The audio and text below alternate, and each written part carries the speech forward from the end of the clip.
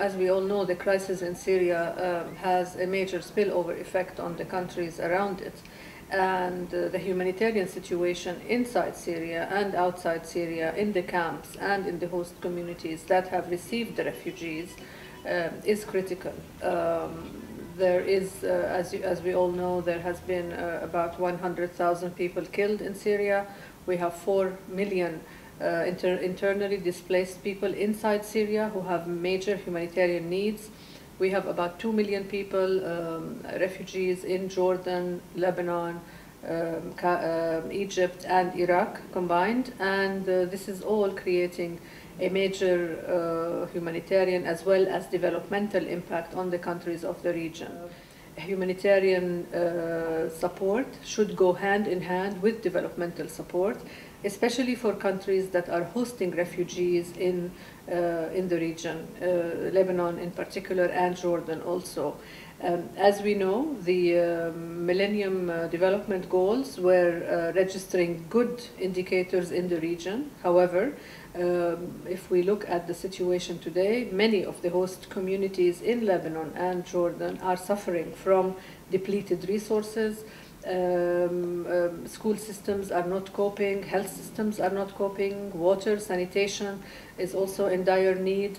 We need to look at all these issues to help the countries get back on track and to help them actually today meet the development needs, not only of their refugees that are coming, but also of the country itself. What will the consequences be if these development aspects aren't addressed at this stage? What will be the long-term consequences? Well, I mean, the long-term consequences on this crisis on development is more poverty, more exclusion, more social problems, more extremism, and more youth and generations who want to leave their countries and go away, go abroad in search for better jobs and better livelihood.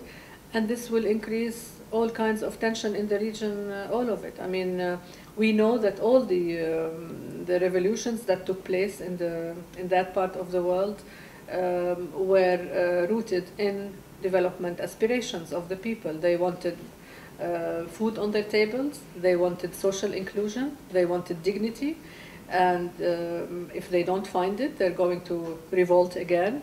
And if they don't find it, there will continue to be crises in that part of the world. So this is a major crisis and spillover of the crisis that is threatening the achievement of those goals, and at the same time threatening to throw the region again into further crisis at a time when we were all hoping that the region will re-emerge on a democratic path and on a transition that will take it into democracy much quicker than we see it today.